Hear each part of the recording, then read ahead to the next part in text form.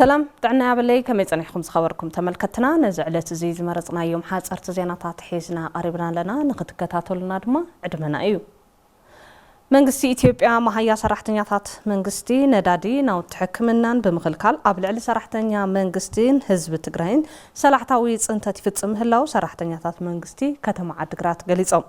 ጉዳያት ኮሙኒኬሽን ከተማ ዓድግራት ዘዘራረቦም ሰራሕተኛታት መንግስቲ ታ ከተማ ከም ዝበልዎ መንግስቲ ፌደራል ውዕሊ ፕሪቶሪያ ብግልጺ ብምጥሓስ ክልከላ ማህያ ሰራሕተኛታት ኣብነት ምዃኑ አብሪሆም ኣብ ዝሓለፈ ጆኖሳይዳዊ ኩናት 360 ዲግሪ ተኸቢቡ ኣብ ዝነበረሉ እዋን ተመሳሳሊ ፍጻመ መንባሩ ዘዘኻኽሩ እቶም ሰራሕተኛታት ህዝቢ ትግራይ ሳላ ሓድነቱ ውዕል ፕሪቶሪያ ንኽፍረም ከም ዘገደደ ኣገንዚቦም ተግባር ስርዓት ኢትዮጵያ ሙሉእ ጽንተት ምዃኑ ዘብርሁ ሰራሕተኛታት መንግስቲ ከተማ ዓድግራት ከም ተጋሩ ውሽጣዊ ሓድነትና ብምስጣም ንፈተነታት ክንብድሆ ክንግደድ ኢና ክብሉ ምግላጾም ጉዳያት ኮሙኒኬሽን ከተማ ዓድግራት ጸብጺቡ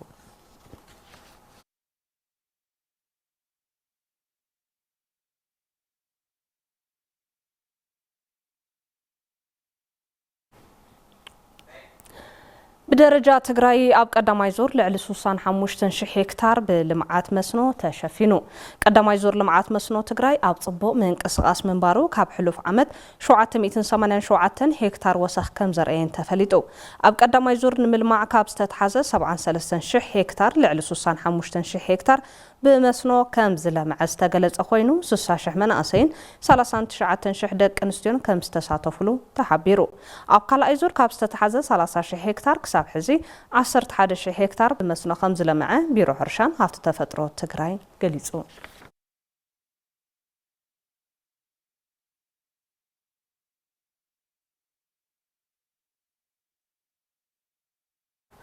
ኣብ ከተማ ውቕሮ ወሃብቲ ማሕበራዊ ግልጋሎት ብሰንኪ ሕጽረት ነዳድን መድሓኒትን ጸገም የጋጥሞም ምህላዎም ገሊጹ ኣብ ሓፈሻዊ ሆስፒታል ከተማ ውቕሮ ኣካየዲ ስራሕቲ ሆስፒታል ኣይተ ካሕሳይ ገብረ ኢየሱስን ሜዲካል ዳይሬክተር ሆስፒታል ከተማ ውቕሮ ዶክተር ኣጽብሃ ጸጋይን ከም ዝበልዎ ንከተማ ውቕሮን ኣብ ዙርያታ ከተማ ዝርከባ 9 ወረዳታትን ዘገልግል ዘሎ እቲ ሆስፒታል ብሰንኪ ሕጽረት ነዳዲ ኣፋውስን በጀትን ስርሑ ናብ ዘይቅጽለሉ ኩነታት እናተሰጋገረ ምዃኑ ገሊጾም ናብ ትግራይ ዝኣቱ ነዳዲ ብዙሕ ሓዋርሕ ብምቁራጹ ዝገለጹ መተሓባሪ ግልጋሎት መጓዓዝያ ከተማ ውቕሮ ኣይተ ብርሃነ ታደሰ ብግድኦም ካብ ጸሊም ዕዳጋ ብዝዕደግ ነዳዲ ኣብ ሰብ ዋና መኻይንን ተገልገልትን ከቢድ ሃሰያ ይበጽሕ ምህላዎም ሓቢሮም ካብ ድወት ዝረኸብናዮ ሓበሬታ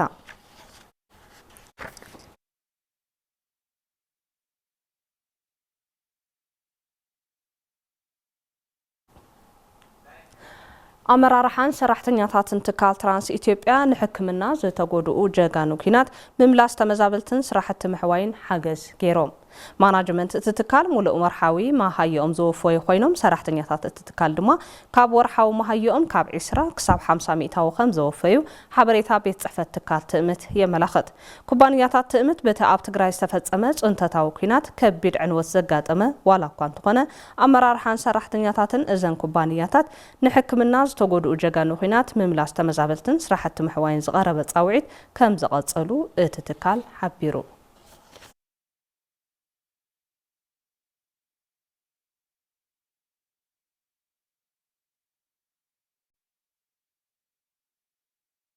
ممهران تجري ناي ورح لكاتيت كلتشحن 18 عام تمرز زقبوا مهيا بزي مخفالو نخبيد محبرة قطبة وتأجمات كم استساطحون منقص إثيوبيا قبل علم ممهران يفتصمون زلوا بدل كم زقاومون محبر ممهران تجري أبزوصو مجلسي أنسيرو بسنكيب تجري استفدت أما جونوسايداو كينات ممهران نايز حلف 10 شعات ورح مهيا كم زي تخفلوا من أب كبيت أجم هلا ومن زخاخرة مجلسي ناي ورح لكاتيت كلتشحن 18 عام تمرت مهيا خفل بزي مخالو ممهران مسدروم على تاو من نوابرخ مرحو كم زي كالو أبريهم وعلى بريتوريا بملؤنة بزي متجبرو قطرم زي نعاقو تمهارو تمرتهم قديفهم يشدوتو خمزة لون أبيات تمرتي إن انت تعاطيهم دما اتعنوات زخف أكم زخون زبرها محبر ممهران تجري መንግስቲ ኢትዮጵያ ማሃያ ብምኽልካል ይፍጽሞን ዘሎ ገበን ከም ዝቃለስዎ እቲ ማሕበር ዕለው ገይሩ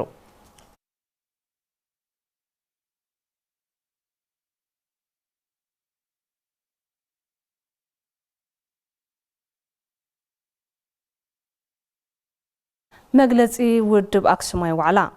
መንግስት ፌደራል ንህዝብ ትግራይ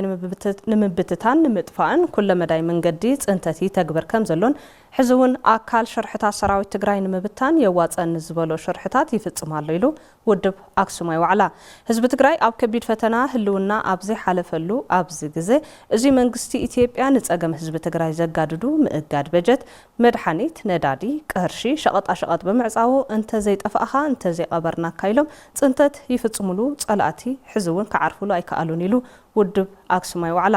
እዞም ድቃስ ኢኖም ዘሓድሩ ጸላእቱ ቅርሽና በቶንን ብጥቕማ ጥቕሚን ወገናቱን ንሓበሉን ዘካይድዎ ዘለዉ ወፍሪ ብተና መናእሰይ ኣጥቢቖም ከም ዝሓዝዎ ዝገልጽ አክሱማይ ዋዕላ እዚ ሽርሒ ፖለቲካ ካብ መናእሰይ ሓሊፉን ናብ ሰራዊትና ከተኣታትዎ እንትጽዕሩውን ይረአዩ ኣለዉ ኢሉ መንግስቲ ኢትዮጵያ ይዋጸኒ ኢሉ ዝኽተሎ ዘሎ እዋናዊ መንገዲ ከዓ ንሰራዊት ትግራይ ናይ ምብታን ጻዕሪ ኮይኑ ብሚድያታቱ ዘጋውሖ ጉዳይ ከዓ ኣርሚ ሰብዓ ናብ ዲዲአር ኣትዩሎ ዝብልን ብዕራይ ወለደ ፕሮፓጋንዳን ኢሉ ውድብ አክሱማይ ዋዕላ ኣብ መግለጺኡ